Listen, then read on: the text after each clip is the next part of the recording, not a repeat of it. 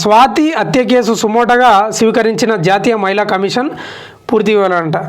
స్వాతి హత్య కేసు సుమోటోగా స్వీకరించిన జాతీయ మహిళా కమిషన్ అట పూర్తి వివరాలు అందజేయాలని తెలంగాణ పోలీసులకు ఆదేశం అంట. జాతీయ మహిళా కమిషనే సుమోటోగా స్వీకరించిందంట.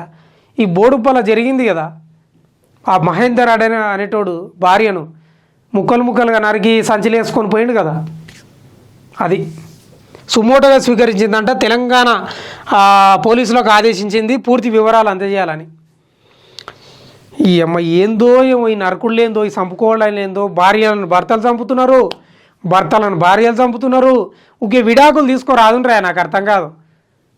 మంచిగా కూర్చొని మాట్లాడుకోండి, ఎందుకు మనం ఇద్దరం గొడవ పడేది, ఊకే విడాకులు తీసుకుందామని చట్టబద్ధంగా విడాకులు తీసుకుంటే అయిపోయాయి కదా, ఊకే చంపుకోవడాలు ఎందుకు నాకు అర్థం కాదు. విడాకులు తీసుకొని ఎవరేమడన్నా తిరగండ్రి, ఎవరితోటన్నా కులుకండ్రి, ఎవరితోటన్నా ముద్దులు పెట్టుకోండి. ఎవరికి వచ్చింది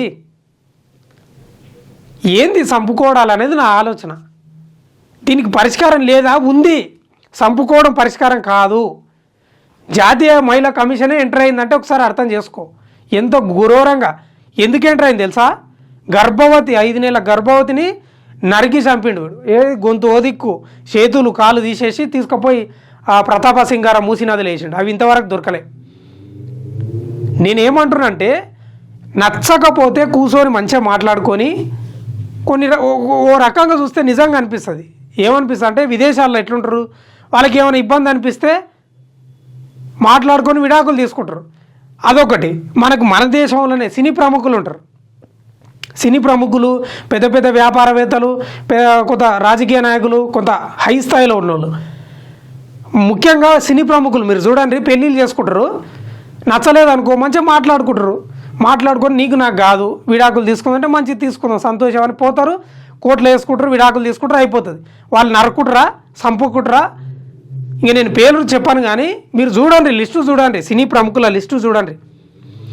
వాళ్ళు పెళ్ళిళ్ళు చేసుకుంటారు, ఘనంగా వేసుకుంటారు, కోట్లు ఖర్చు పెట్టి ఘనంగా వేసుకుంటారు. సంవత్సరం 2 సంవత్సరాలు తిరగక ముందుకి విభేదాలు వస్తాయి. వాళ్ళని వాళ్ళు అర్థం చేసుకోలేరు కదా. ఇంక ఇట్లా కాదు, కూర్చొని మాట్లాడుకుంటారు. ఇంక నీవు నేను విడిపోదాం, నీ దారి నీది, నా దారి నాది, నీవు ఎవరితోటన్నా తిరుగు, ఎవరినన్నా పెళ్లి చేసుకో, నీవు ఎవరితోటన్నా తిరుగు, నీవు ఎవరినన్నా పెళ్లి చేసుకో అని మంచిగా మాట్లాడుకొని కోర్టుకు పోయి కేసు వేసుకొని విడాకులు తీసుకొని మంచిగా వెళ్ళిపోతారు. వాళ్ళు చంపుకోవాలంటే చంపుకోరా? ఎవరికన్నా సుపారీచి చంపించమంటే చంపేటోళ్ళు లేరా? ఈ భూమి మీద వస్తుంటారు. ఆ బీహార్లో వాళ్ళు వీళ్ళు చూస్తలేమా? వాళ్ళు చంపాలన్నా చంపుతారు, చంపించాలన్నా చంపిస్తారు. అంత డబ్బు ఉండదు వాళ్ళ దగ్గర.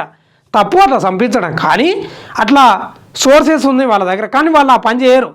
మంచిగా చట్టబద్ధంగా విడాకులు తీసుకుంటారు వాళ్ళు. మరి మనం కూడా అట్లా చేస్తే ఏమవుతుంది?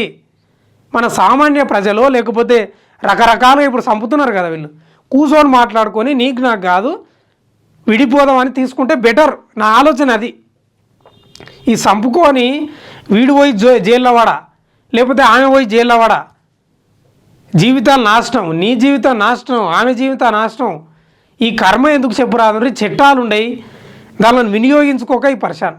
దీనికి ఒకటే మూలం ఏంటంటే, ఎవరైతే భార్యాభర్తలు కలిసి ఉండలేము, మా వల్ల అయితే లేదు, మా అభిప్రాయాలు కలుస్తలేవు, చీటికి మాటికి గొడవ పడుతున్నాం, మా వల్ల అయితే లేదు అనుకున్న వాళ్ళు ఏం చేయాలంటే, కూర్చొని మనం విడిపోదాము, చట్టబద్ధంగా విడాకులు తీసుకుందాము అని కూర్చొని మాట్లాడుకొని విడాకులు తీసుకుంటే ఈ హత్యలే ఉండవు. నాకు తెలిసి అస్సలు ఉండవు. మీరు సినీ ప్రముఖులను ఆదర్శంగా తీసుకొని ఈ విషయంలో ముందడుగు వేస్తే చాలా బెటర్ అనేది నా అభిప్రాయం. మరి మంచిదా కాదా మీరే చెప్పాలి.